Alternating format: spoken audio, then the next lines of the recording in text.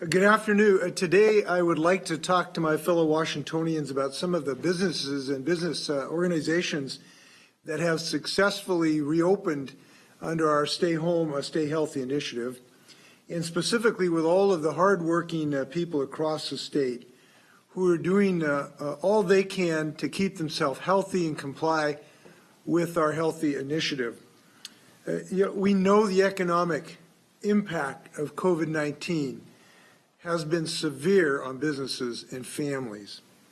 The sacrifices across the state of Washington are profound, but we also know we're making progress, and by entering phase one of our efforts, we have some good news, I think, today about some of the successes people have had being able to open businesses and still maintain the health of themselves, their employees, and our communities. And I think the enterprising Washingtonians get it. We know this: there is no economic recovery without a recovery of our health in the long term. Representatives of different business associations that represent members across the state are joining me today for this discussion. And our office has worked with these groups and others to develop health guidance for reopening businesses in this era of COVID-19. And it's part of our Safe Start Washington planning process. The individuals in their associations who are here today really are representative of the vast, vast majority of businesses in Washington that are taking appropriate measures, following the guidance of our Stay Home, Stay Healthy initiative, and helping us get our state eventually back on a healthy footing. These business leaders really recognizes the role they play in promoting the general health as well as their business interests. So I'm joined today by Renee Sundy of the Washington Retail Association. She will focus on the curbside retail that we've now started in phase one. Jen Moran of the Washington Auto Dealers Association. She'll focus on car dealerships and some of the creative things they're doing. And Anthony Anton of the Washington Hospitality Association, who will talk about some of the efforts now going on at restaurants to keep us fed and healthy. So they're each going to speak for a couple minutes, and I'd ask you to stick around for a little conversation after their comments, and afterwards I'll let those folks get on with their day, and I'll be happy to answer questions. But first, I would like to thank the teams in our state government who's been working with the business community and others to put these plans together. Every requirement that we've been put in place have been based on data, they've been based on science, and they're based on the effort to make sure we can all get our business done. So once again, we want to make sure you know that data we're using to make decisions, and that is available at coronavirus.wa.gov, coronavirus.wa.gov. While we're still fighting this highly contagious disease, it's important to recognize the progress we've made.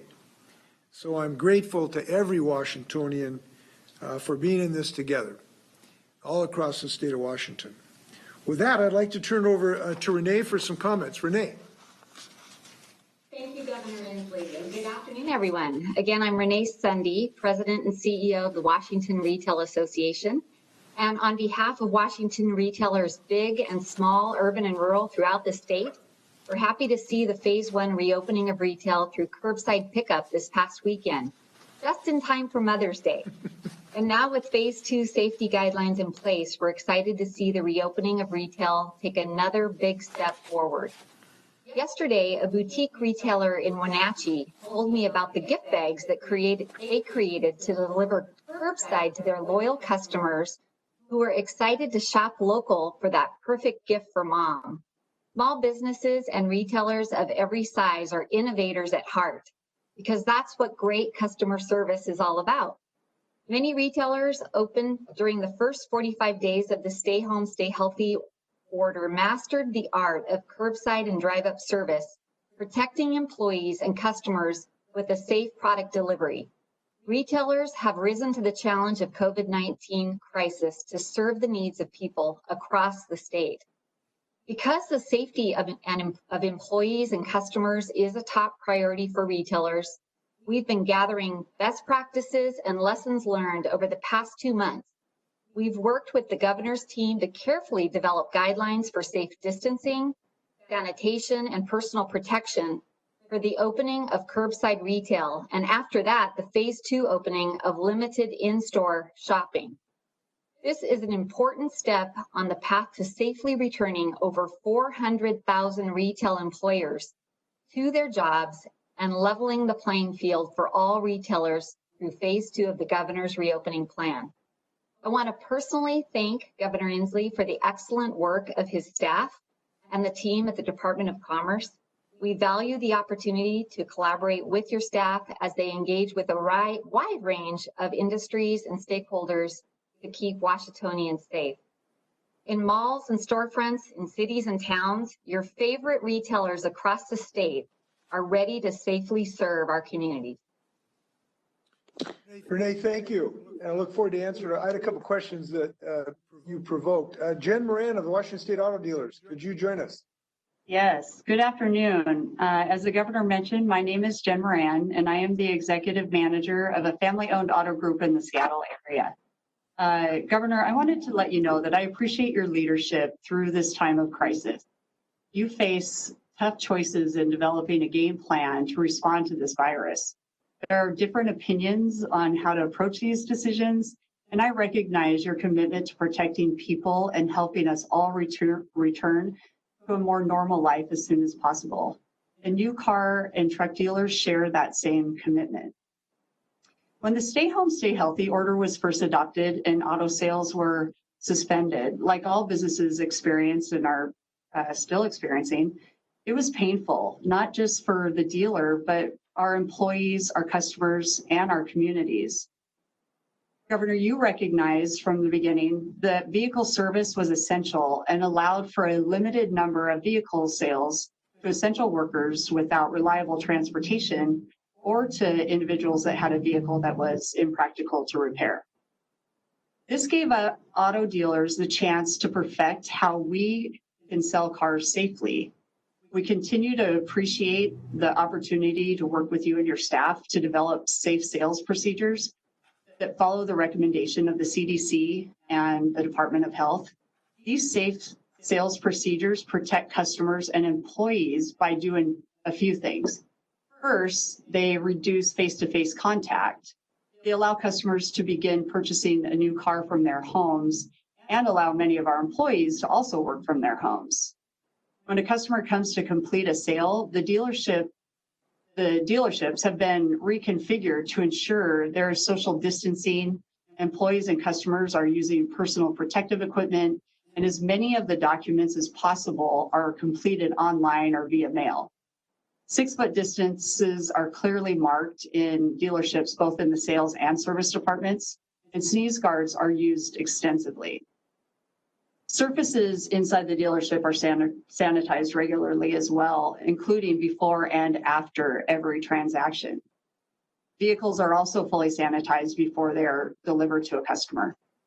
These are just some of the precautions and procedures we have implemented. But this is about more than just selling and servicing cars. We have built our reputation in the communities we serve by continually showing our customers we care. Dealers across the state know our business depends on customers and employees feeling safe, and that is our top priority. So thank you, Governor Inslee, for trusting dealerships to implement procedures that give everyone confidence cars can be purchased safely. Thanks, Jen. I appreciate it. And now we have Anton of the Washington Hospitality Association. Governor, thank you so much for your faith in our state's restaurants to put them in phase 2. As you know, our restaurant industry has been one of the hardest hit. Got over 130,000 unemployment claims, and our business is down 70%. And our members are just facing unprecedented challenges. And so this was welcome news that we've worked together to earn our trust and put us in a position to open. We're really confident in our ability to open safely. We already are trained, and our employees are trained in food safety and sanitation and are permitted by the Department of Health to make sure our guests are safe. And we daily practice hand washing and sanitation. And we even have a person in charge already before this crisis that's in charge, make sure that our operations are safe. And so as we adopt these new standards moving forward, we're feeling confident that our guests are going to be treated to not only a great experience, but a great and safe experience. Together, we've worked with your team and the Department of Health to take unprecedented steps to make sure that our guests not only get that great experience, but a great safe experience and can come back again and again. We are moving tables to make sure that our guests are seated 6 feet apart. We're buying plexiglass to put in between our booths and make sure people stand safely. We're developing special plans for our waiting areas. So as you wait to get seated for your favorite entree, you're 6 feet apart from your guests. We're buying masks for our over 200,000 employees to make sure that we're confident that we're serving our guests safely and correctly. We've embedded new cleaning schedules, and we are sanitizing everything in the restaurant on a regular schedule. And so many new things that we're looking forward to do and welcome our neighbors back into our restaurants. So we really hope, Governor, that we deliver on your trust in us to do so and deliver on our customers' trust so we can be confident that when our employees come back to work, they're here for the rest of the year and they're earning their paychecks for their family and they're moving forward. So thanks for your leadership. We're all in this together. Our leaders, our guests, our employees, our team members. We're ready to serve. Thanks, Anthony.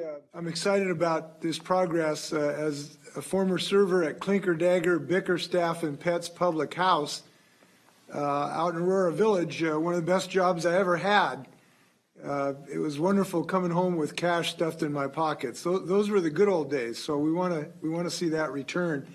Renee, I want to ask you. You said something interesting about learning lessons from the experience you've had already. What lessons have you learned? You know, I think what we're fortunate with is that we have had a number of essential retailers that have been operating for the past 45, 50 days. And as the virus played out, you know, we were learning about what needed to be done to protect customers all the way through those 45 days. And so I think as we take those lessons learned, things that worked well, things that didn't work as well, many of our retailers that are looking to open up their doors now have a base of lessons that we've been able to incorporate working with your staff. And those have been embedded into phase 1 guidelines as well as into phase 2. And I think we'll continue to create a safer environment for customers, for employees, even for the vendors that are interacting with our stores as well. Well, you know, I'm very proud of our business leaders here, and they're so entrepreneurial. And while we go through these phases, to me, the watchwords are we need to be incremental and we need to be innovative. And it sounds like you've done both in the industry. Have those sort of innovative ways of doing business, plexiglass, cleaning, I mean, have those really intruded in your operations? Have you been able to do a good business doing those things, or have they slowed you down markedly, or what's been your experience? Well, that's a really good question. And I think it's certainly changed the way we do business in retail. Employees are getting used to that transition, and so are customers. But I think more importantly is, you know, retail is all about customer confidence, and we have to have customers that are confident in coming into retail stores. And so I think the inconvenience is far worth it when you're talking about protecting health and building confidence with those customers. I can certainly understand that. Anthony, what lessons have your folks learned? You've been doing curbside delivery of delicious food here now for a few weeks. What have you learned as far as customer acceptance of that and confidence in the health situation? You know, I do think this time period, and Governor, thanks for allowing us to do takeout and delivery and pickup during this time frame. We've really learned how to appropriately and with our guests' assistance use social distancing while you're waiting in lobbying, standing in line. I think the first week we had to adjust, and we did. And our guests were so patient with us, and we appreciate it. I know over Cinco de Mayo, a lot of people came to get their favorite Mexican food, And I was one of them. And an overwhelming people came in, and yet they were patient with their servers, learning how to stay away from each other, standing apart, taking a breath, and realizing we're all in this together. I also don't think that the new menu items we've developed during this time frame are going to go away. We've really learned about family meals and other areas that travel well for delivery. And so I think when you're forced to learn something new, sometimes you make great changes. So I think many of the new items you've tasted in the past 2 months while we've been in this scenario are going to continue on. And so that will only help us as we make these other adjustments and come out of this together. That's great. What would you, so Jen, so they're going to curbside retail now in her operation. What would you share with her of your experience doing the takeout as far as, how do you keep people, when you're waiting at the window, separated while they're waiting? What have you learned about those experiences? Anthony? Yeah. Yeah, I could try that. Jen, you want to go ahead? Jen, Governor, I think what I'd say on that is one of the things we've learned is guests are really understanding about waiting in their cars.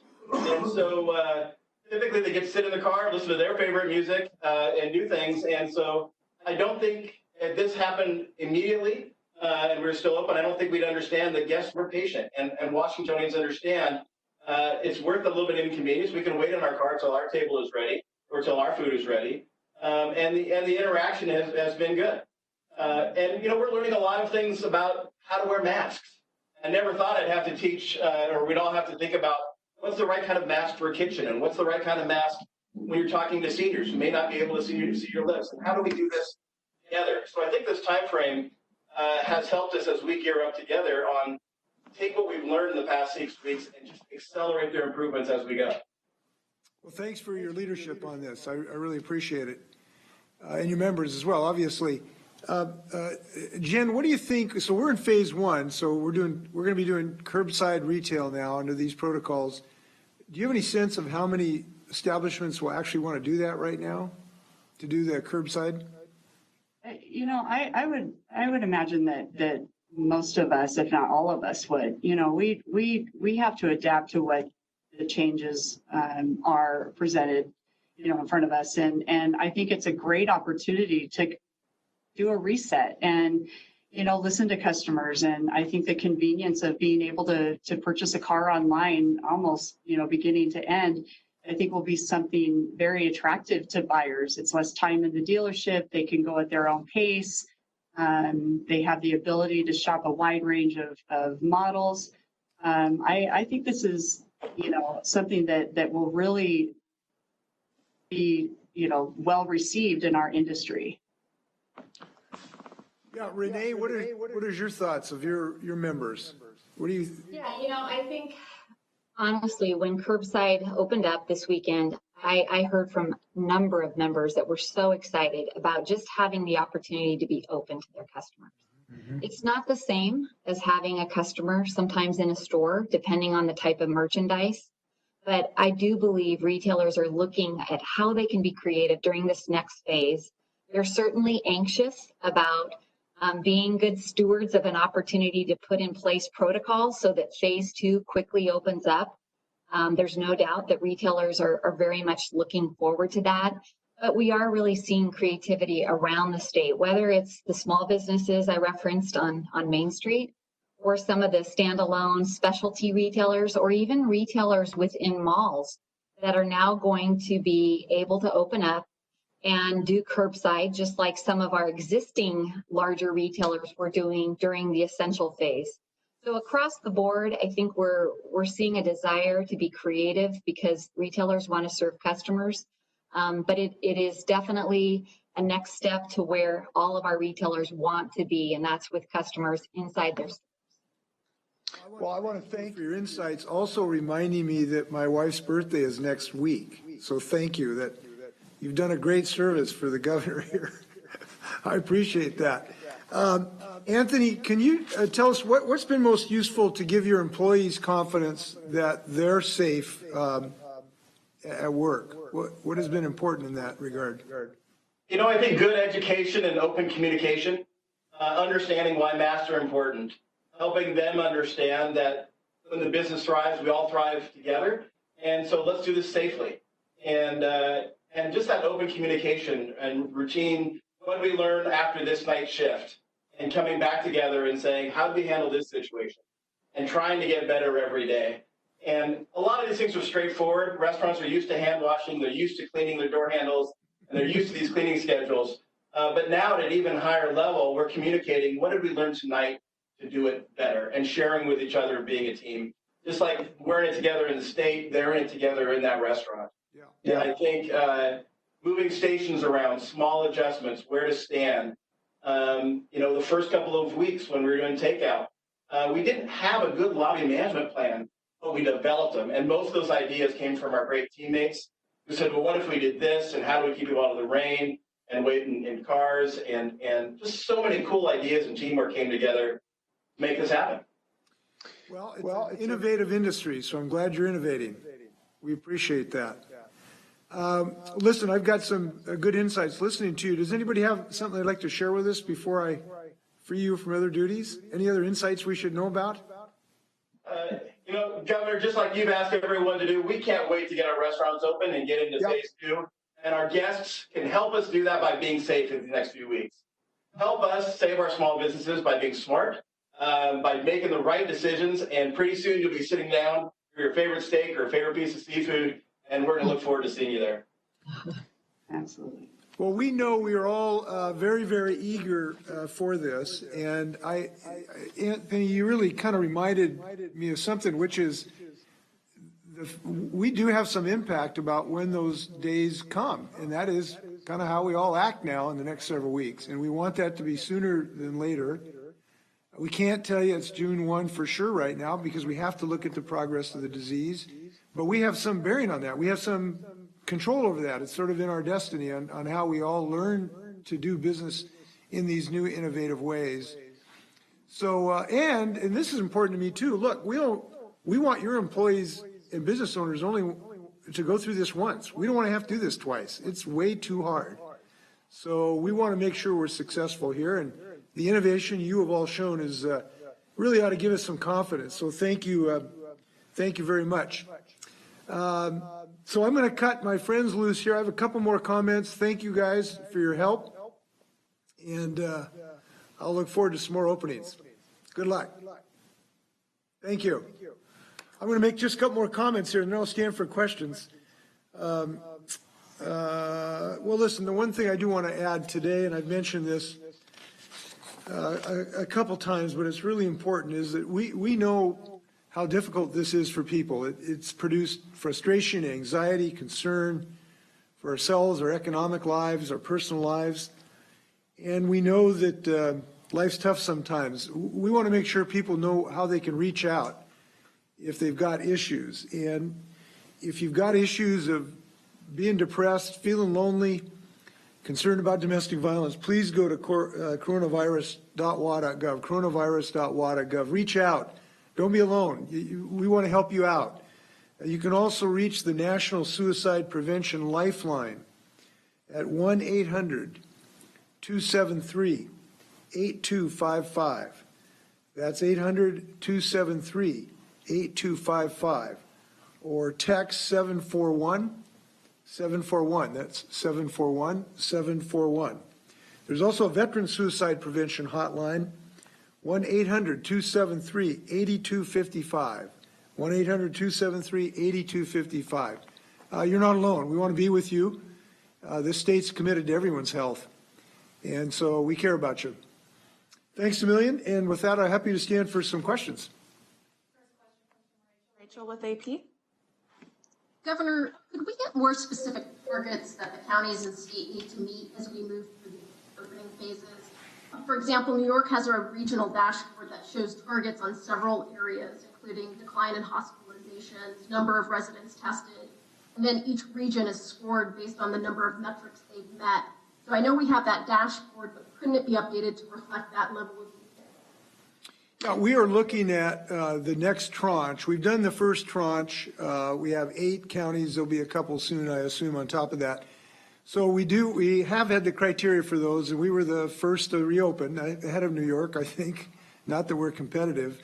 of several of these counties where we basically said, no fatalities, no new infections for 3 weeks. And the counties have met that, the smaller counties. So we've had those criteria. We will be we are looking at new criteria, and we'll be talking that in the days to come so that we continue that step forward. I do want to address this issue, though, that I think there's some misperception about the status of the virus in our state. I think it would be easy to have this misperception, but it is a misperception that smaller rural counties, and particularly smaller rural eastern Washington counties, are out of the woods, and that is unfortunately not the situation. Yakima County, unfortunately, has, we think, the highest infection rate maybe in the western United States. We have dozens of fatalities in the Tri-Cities area. We've had outbreaks in particular our agricultural community in Chelan and Douglas County. So this is a disparate position, but it's not just east versus west or urban versus rural. In fact, some of the relatively smaller communities have had some of the largest outbreaks. So we will have to be able to give you some more criteria in the upcoming days and weeks as this progresses. Joe with the Seattle Times. Governor, two-part question. I'm curious, first of all, with some of this retail activity opening up, what is your advice to people? Should people be going out whenever they want or not at all, only when they need to? Because it seems to conflict a little bit with how we're talking about the public health data. And also, I guess the second question is, I believe Chelan and Douglas counties have submitted a letter requesting to move to phase 2, or at least partially phase 2 more quickly. And I'm curious if you've had a chance to review that and make a decision on that. I don't think criteria that you've laid out. Yeah, I have not looked at those specific proposals. I will be doing that. And as I've indicated to Rachel, we're developing criteria for other somewhat larger counties to see if they can meet a particular criteria to move forward. That first tranche of criteria was successful. We got 8 or 10 counties to move forward. So we will have additional criteria. We'll be measuring Chelan and Douglas County against those. So we'll have more to say that in the upcoming weeks and days. Your first question about going out. This is a big question. If I can, I think the best way I can answer that is to think about the people who are closest to me and my family. I don't want my family going out unless it's kind of necessary right now. Just anything that's going to involve particularly an inside interaction with people inside, particularly for anything that involves any length of time, is just too dangerous to do right now. So it's too dangerous to go over to a friend's house and be in their living room for an hour right now. That indoor situation just spreads the virus. The virus becomes contained. That doesn't make sense. It doesn't make sense to, in my opinion, to go into a building unless it's necessary as an essential building right now where you are close to someone, where you're not wearing a mask and you're confined in a small area. That just doesn't really make sense unless just absolutely necessary for some essential purpose in your life. And what we have learned from the epidemiologists is that the way to squash a pandemic is to reduce the mobility of people.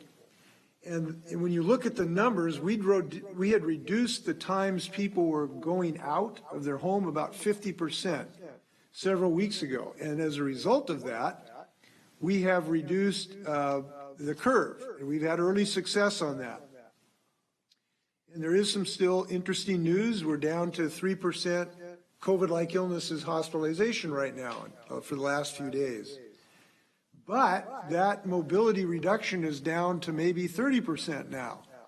And we're concerned that the R0 level is getting up to 1, maybe even a little more than that. So we need still people to make individual judgments about what's really necessary to do right now. And if it's really not, and you're going to be inside exposed to other people, try to avoid it. And that's just going to help your health, and it's going to help people whose lives you may save. And the interesting thing about this type of heroism, it's a different kind of heroism. When a firefighter goes into a burning building, that is certainly heroism, and that firefighter will know who she or he saved. But when we avoid going to an unnecessary social event inside somewhere or too close to somebody, we won't know whose lives we saved, but we know they're out there.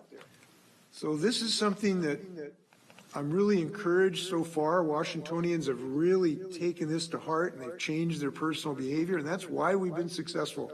But we need to keep this up, to keep knocking those numbers down, so that our testing and contact tracing and isolation, our second weapon in this fight, can really be brought to bear. Now, we're kind of ready to go on that. As I talked about yesterday or day before yesterday, we have 1,371 people ready to do that work.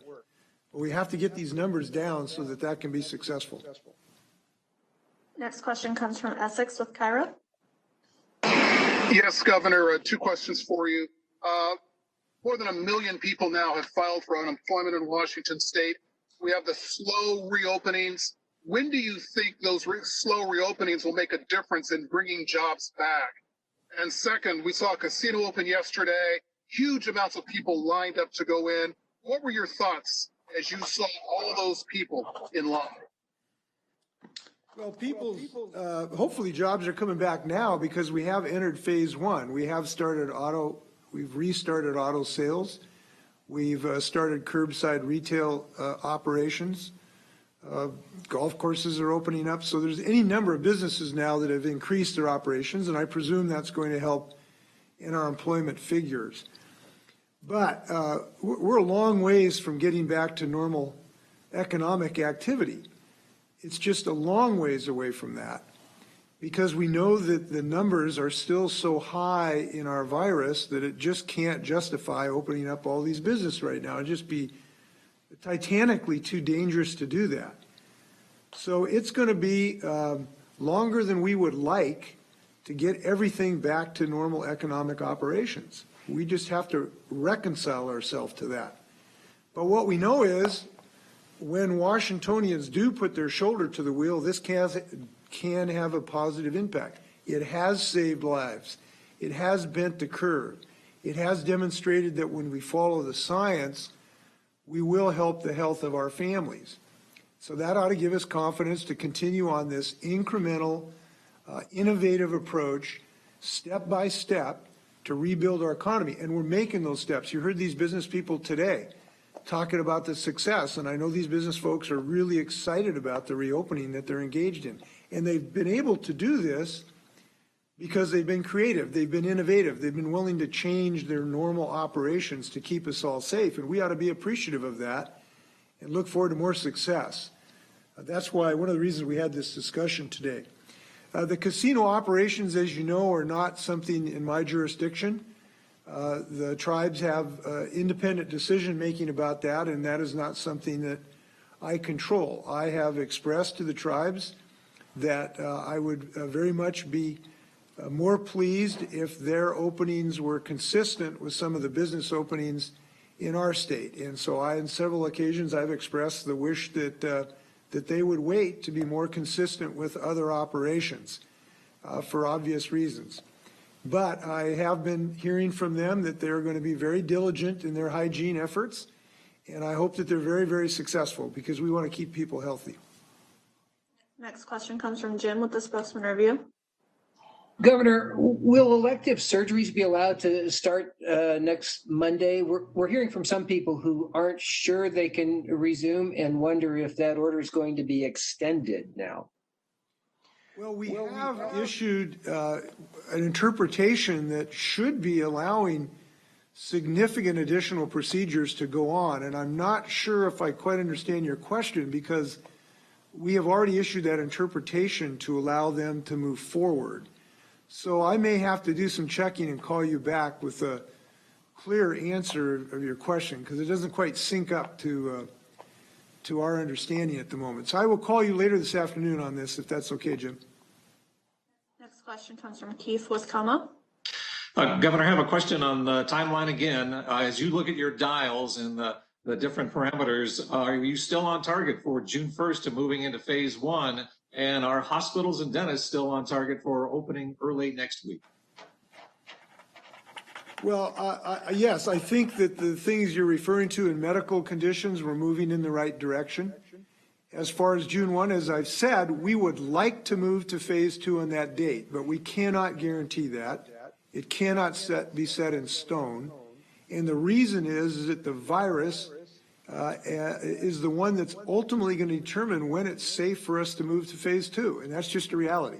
That plus the preparedness of counties to be available to do the work we need to do for the contact tracing and the isolation. So those are two things that we are moving towards in a very, I think, positive direction. You heard some of the good things that businesses are doing today. And I am very hopeful that we can go ahead in June 1st. But that is just not a guarantee, because we are not going to take steps that are going to endanger people's health, particularly given the progress we've made.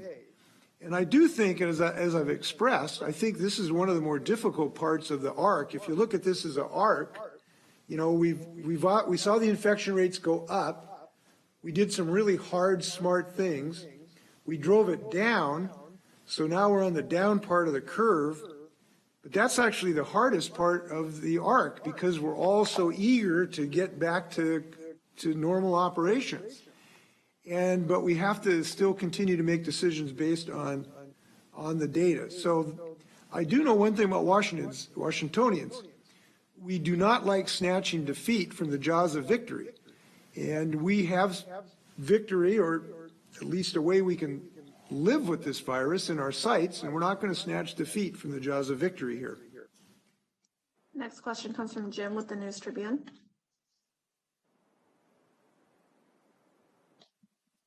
Jim, News Tribune.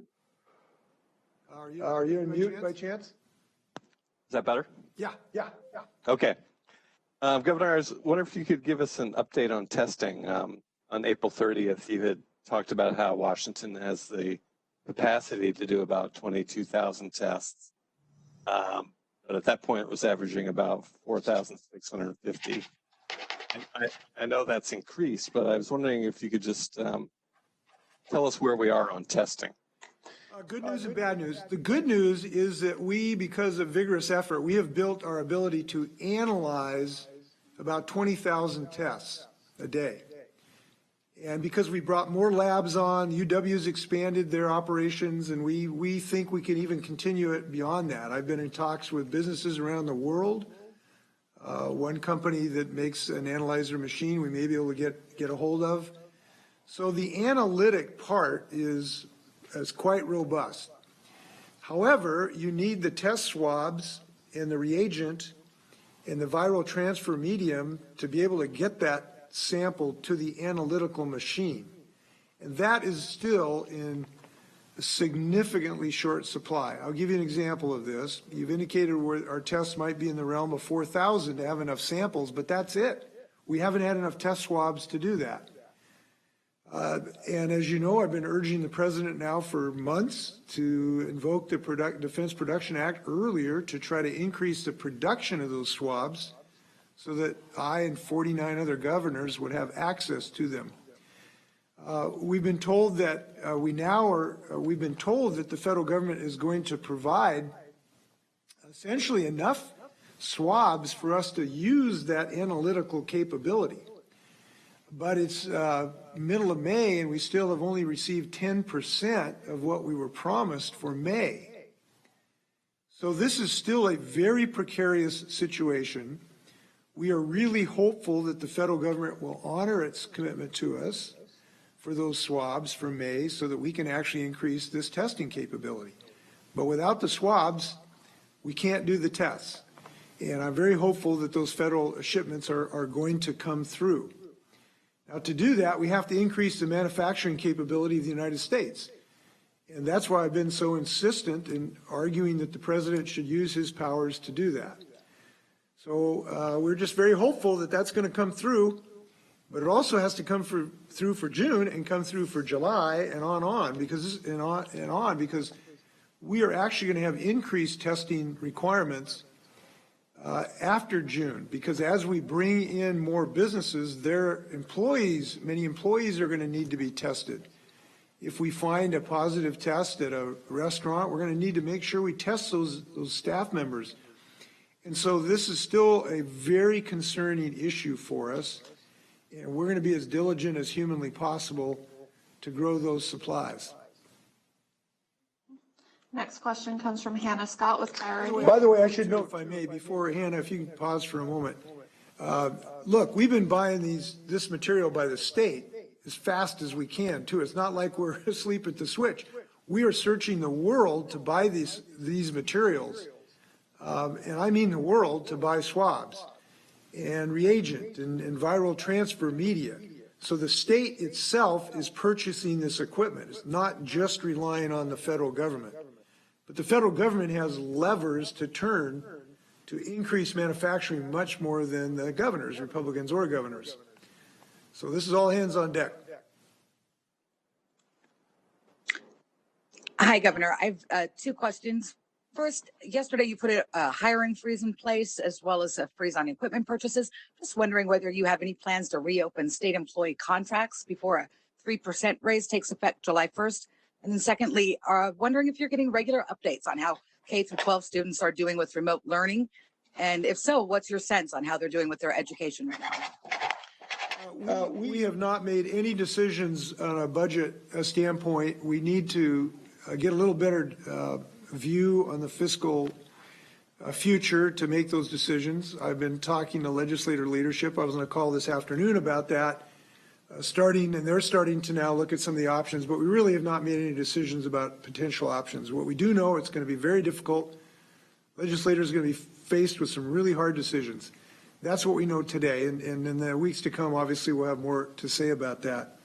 Students, I think this is a mixed situation, and I hear different reports depending on which district, which day, and which parents you talk to. I talked to two parents in 2 consecutive days in the same high school last week, and one parent was extremely dissatisfied that their student was not getting enough, contact with the teacher. And the next evening I talked to a parent and said, little Johnny's doing great. He's talking to his teacher several times a day, and his math is moving forward as fast as in-home schooling. So it's a varied response that I hear, and I think that it has not been consistent. We would like to have been consistent across the state of Washington at, the nth level of supreme remote learning. It has not been. It has been differentiated about the access to the internet, the amount of time that parents have with their children that's available. And this is something that is concerning to all of us. But I do think that educators have been very dedicated to this, and they've had some really hard rows to hoe because not all children have the same access to technology. And that's something we want to improve. It's one of the reasons we had an initiative for broadband access last year, and we wish that could have been fully implemented by the time COVID hit us. So we have more work to do. The next question you may want to ask is the next school year. What will that look like? And the answer is we don't know yet. We do know that I know that there's lessons been learned in the last several weeks for remote learning, and we know that we're going to try to use those lessons in the event that we can't return to absolute normal operations next fall. Now, I remain very hopeful that we'll have normal operations, or at least on-site education. But that's going to depend on how many tests we can run. It's going to depend on the infection rate of the virus and the wishes of our communities. So thanks for everybody who's been working through this, including those students.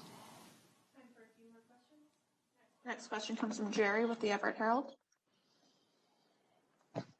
Governor, I wonder if you could give us an update. 2 days ago, you mentioned customer logs, and there were questions about that, and you were talking about writing up some new rules and guidance. So if you could update us, and if customer logs will also be required at personal and professional services, so barber shops, nail salons, et cetera. And then secondly, I wanted to go back to the question from the Seattle Times. You had just had on representatives of retail and restaurants, and it was very upbeat. But your message seemed to be that you might not go to a restaurant or a retail store because that's unless it's absolutely socially necessary. So I'm wondering if the public might be getting the message that the governor's not going to eat out when the restaurants open initially. Well, no, look, when when restaurants are open, they're going to open with good protocols and good hygiene practices. And we're going to make sure of that because we'll have protocols in place. And when that happens, I'll be very confident to go out to a restaurant because I know that we'll have protocols to keep people healthy, including my family. So no, I won't be reluctant to do that at that point. But I wouldn't do it today because I know how dangerous this virus is and today, this particular date, we have to remain constrained in how much we have physical interaction with people. And as the weeks go by, this infection rate we hope will decrease, our testing capability will increase, protocols will be in place to do things in the right way that will be different and will have to be different as we start to have an incremental phasing. This is an incremental process. When that happens, I'll be confident to do that, but it is not today. And I want to repeat, with my loved ones, I give them advice. You just should restrain any way you can reduce your physical interactions with people. You should consider doing that.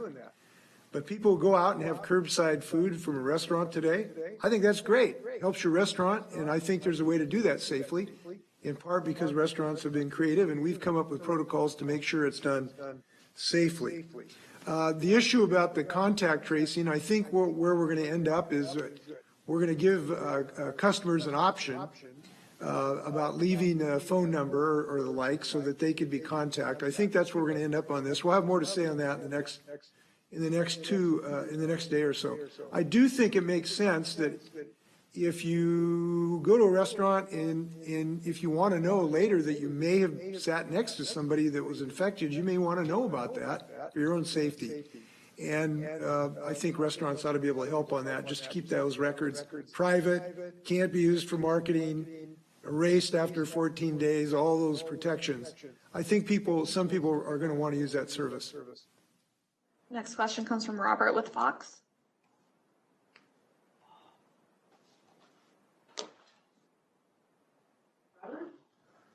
Robert, are you muted? Robert, if you've muted. Okay. Instead, we'll go to Drew with King 5. Governor, we have Memorial Day coming up next weekend. We're already hearing some reports of folks breaking the rules when it comes to camping. Do you have any concerns that folks will push it come next weekend? And second question, if we are talking now, maybe past June 1st for hair salons, are you willing to share your secret on how you're able to keep your hair short? Well, it wouldn't be a secret I told you, but I'll do the big reveal. I have this really secret stylist of incredible acumen who has been working on me for 50 years off and on. That's Trudy Inslee. And I think she's done a pretty darn good job. I think I've had a couple of haircuts during this interim. And she uses the same shears she got when we were first married. We've had them for 50 years, and they still work. I gave her a break for about 46 of those years, though. But now we're back to the old style. Your question about camping. We've had really good compliance with people in our state parks, actually. We really are appreciative of that. People are showing good trail etiquette. They're not congregating by and large in groups of 7 on a blanket of people not in your household. We've been very pleased with that. There's been a couple of places where we had too many people too close. But by and large, people have really respected it. So I feel good where we are on this. I'm glad that we give people an opportunity, a way to go outside and exercise. It's really healthy. It's good for both physical and mental health. There are lots of ways to be outside without breathing on somebody if people just use common sense. So I'm glad, I think we're on the right course on that with our state parks. Final question will go to Breyer with Seattle Times. Hi, Governor. Last month, John Hopkins issued some guidance to governors saying that a shift to phase 2 could be considered when rapid diagnostic testing capacity is sufficient to test all people with COVID-19 symptoms as well as close contacts and those in essential roles. Recognizing the supply challenge and hoping the feds come through, at what point will Washington have capacity sufficient to test all people with symptoms and their close contacts? Well, I think if we get the swabs that we've been promised by the federal government, if those shipments come in, we'll be in a position to do that. And we're very hopeful that's going to happen. So I believe we will be in a position both from the the sample system and the analytical capability, and obviously both are needed. So I feel good about that as long as we get those swabs in. So we hope the federal government's going to come through for us. No, thank you again. Please enjoy a beautiful weekend and wash your hands. Thanks a lot.